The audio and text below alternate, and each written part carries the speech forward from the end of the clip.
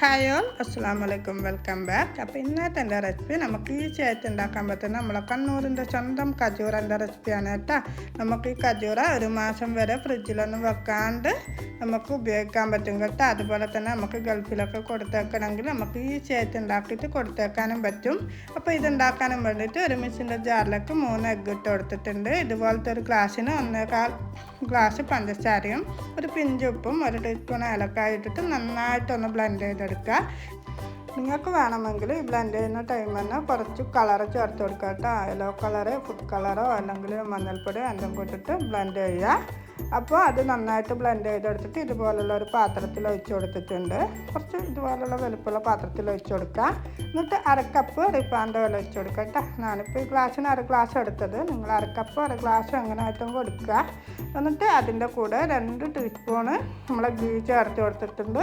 1/2 teaspoon baking സോഡയും ചേർത്തിട്ട് നന്നായിട്ടൊന്ന് ഇളക്കിയതിന് ശേഷം നമുക്കിതുപോലെ കുറച്ച് മൈദ ഇട്ടിട്ട് ഒന്ന് കുഴച്ചെടുക്കുക കേട്ടോ. ഹാർഡായിപ്പോയി കുഴക്കുമ്പോൾ സോഫ്റ്റായിട്ട് കുഴച്ചെടുക്കണം. അതുകൊണ്ട് കുറച്ച് മൈദ ഇട്ടിട്ട് നമുക്ക് കുഴച്ചെടുക്കാം കേട്ടോ. ഇങ്ങനെ കുഴച്ചെടുക്കുന്ന സമയത്ത് മൈദേൻ്റെ കൂടെ ഒരു 1/4 കപ്പ് റവ ഇട്ടിട്ട് കുഴച്ചെടുക്കുന്നുണ്ട്. കുഴച്ചെടുക്കുന്നത് കാണാം, പക്ഷേ അതിൻ്റെ ഒന്നും ആവശ്യമില്ല കേട്ടോ. അല്ലാതെ തന്നെ റവ ഇടാതെ തന്നെ നല്ല ക്രിസ്പിയായിട്ട്, പുറത്ത് നല്ല ക്രിസ്പിയും ഉള്ളിൽ നല്ല സോഫ്റ്റ് ആയിട്ടുള്ള കജൂറ നമുക്ക് ഉണ്ടാക്കാം കേട്ടോ. അതിന് വേണ്ടിയിട്ട് ഇതുപോലെ കുറച്ച് മൈദ ഇട്ടിട്ട് കുഴച്ച് കൊടുക്കാം. നല്ല സോഫ്റ്റായിട്ട് കുഴച്ചെടുക്കുക കേട്ടോ.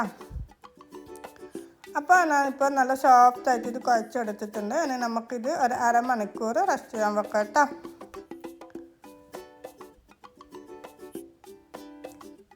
അപ്പോൾ ഇപ്പം നമ്മൾ കജൂറിൻ്റെ മാവ് 1/2 മണിക്കൂറായിട്ടുണ്ട്. ഇനി നമുക്കിത് ഒന്നും കൂടി ഒന്ന് കുഴച്ചെടുക്കാം കേട്ടോ.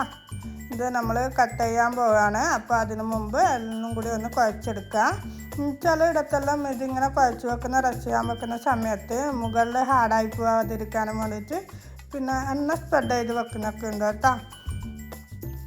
അതിൻ്റെ ഒന്നും ആവശ്യമില്ല കേട്ടോ. ഇങ്ങനെ സോഫ്റ്റായിട്ട് കുഴച്ചെടുത്താൽ മതി. ഹാർഡാകുമ്പോഴാണ് അതിൻ്റെ ഒക്കെ ആവശ്യം വരുന്നത്. നമ്മൾ സോഫ്റ്റായിട്ട് കുറച്ച് മൈദ ഇട്ടിട്ട് കുഴച്ചെടുത്താൽ നല്ല സോഫ്റ്റായിട്ടുള്ള കജൂറ നമുക്ക് ഉണ്ടാക്കാം കേട്ടോ. അപ്പോൾ ഈ കുഴച്ച് വെച്ച കജൂറിൻ്റെ ബാറ്ററിനാണ് ഇതുപോലെ ഒരു 5 എണ്ണാക്കിയിട്ട് മാറ്റുന്നുണ്ട് കേട്ടോ. അപ്പോൾ അതിന് ശേഷം നമുക്കിതുപോലെ കൗണ്ടർ ടോപ്പിൽ കുറച്ച് മൈദ ഇട്ട് കൊടുക്കുക. 2 ടൈപ്പിൽ ഞാനിത് കട്ട് ചെയ്തെടുക്കുന്നുണ്ട്. ആദ്യം തന്നെ നമ്മളെ പണ്ടുള്ള ഉമ്മാമ്മമാരൊക്കെ ഉണ്ടാക്കുന്ന ഒരു ടൈപ്പാണ് ഞാൻ കാണിച്ചു തരുന്നത്.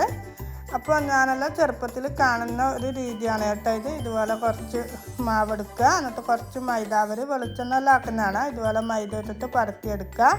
എന്നിട്ട് ഇതുപോലെ നമുക്ക് കട്ട് ചെയ്തെടുക്കാം കേട്ടോ.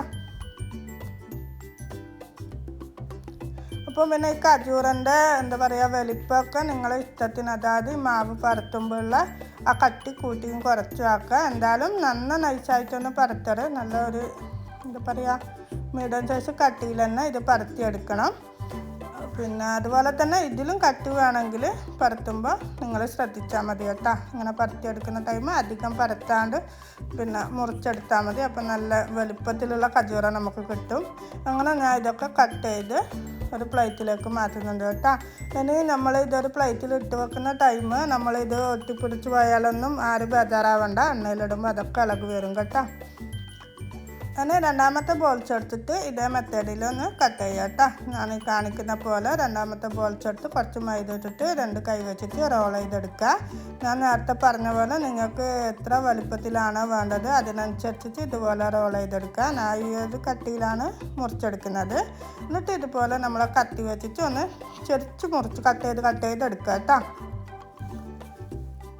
ഞാനെപ്പോഴും ചെയ്യുമ്പോൾ ഇങ്ങനെയാണ് ചെയ്യൽ. ഇങ്ങനെ കോലൊന്നും എടുത്ത് പരത്താനൊന്നും നിൽക്കില്ല. ഇങ്ങനെ ബോൾസ് എടുത്ത് റോൾ ചെയ്തെടുക്കും, എന്നിട്ട് കട്ട് ചെയ്തെടുക്കും കേട്ടോ. ഇതാണ് നമുക്ക് ഉണ്ടാക്കാൻ ഈസി ആയിട്ടുള്ളൊരു വഴി. ഇങ്ങനെ പരത്തി മുറിച്ച് അതിൻ്റെ ഒന്നും ആവശ്യമില്ല. നമ്മളൊരു ബോൾസ് എടുക്കുക, ഇതുപോലെ റോൾ ചെയ്യുക, എന്നിട്ട് കട്ട് ചെയ്തെടുക്കുക.